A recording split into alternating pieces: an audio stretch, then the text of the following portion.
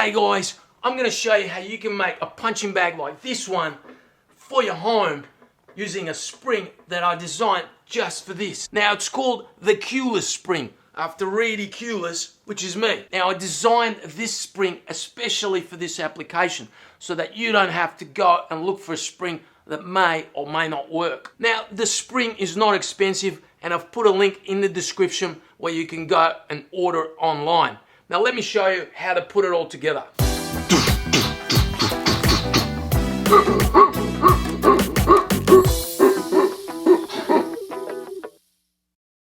I designed this spring to fit onto a 3/4 inch or 20mm galvanized steel pipe. So it simply screws onto it.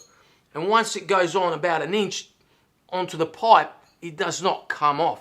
So all you need is to get a pipe that's roughly hip high or just below the hip for your mast. For your base, you can use an umbrella base. It's a garden umbrella base. You get a bit of pull noodle like this, wedge it inside, all the way in, as far as it'll go, and then wedge your mast.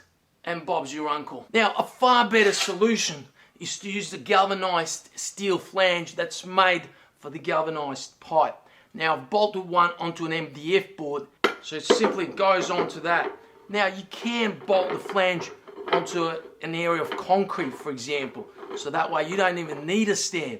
You just bolt it to concrete and you put it away when you want it and you put it up when you need it. Okay, and that's as simple as that. For your weights, well, you can use any kind of weights. You can use water containers like I do, 2 10-litre water containers, and that will hold it nice and firm in place. Now the top section is just as easy. You need about 1.5 feet of a PVC pipe, the same diameter as the galvanized steel pipe. So that's 3/4 inch or 20mm. And that screws straight into the top here. Now for the punching bag itself, for the ball, we're going to use some pool noodles to make that. And I'll show you how. But if you can't get pool noodles, you can use any kind of foam or even a foam ball. The first thing we're going to do is cut off about 20 centimeters or 8 inches of this pool noodle, and we're going to thread our pipe right through until it reaches the end of it. There we go.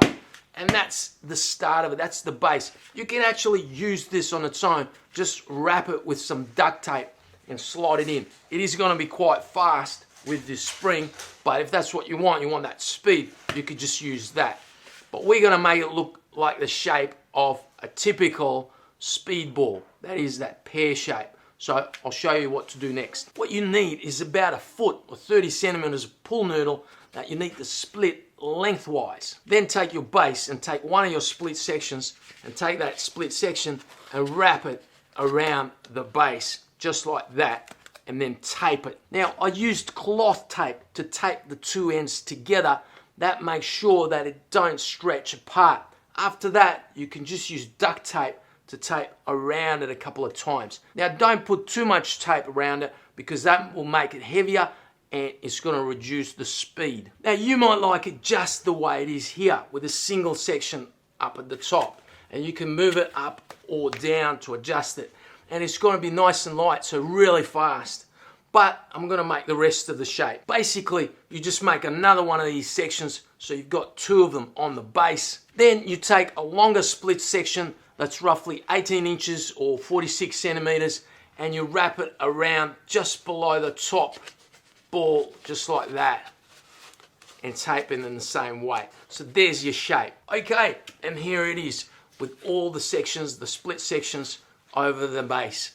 Now all I have to do is use duct tape to cover this whole shape from top to bottom and tape it to the arm. Now here's the final product. It looks and feels just like a normal speed bag.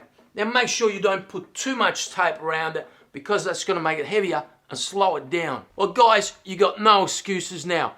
Go order yourself one of these and make yourself one of these babies. I'll see you in the next video.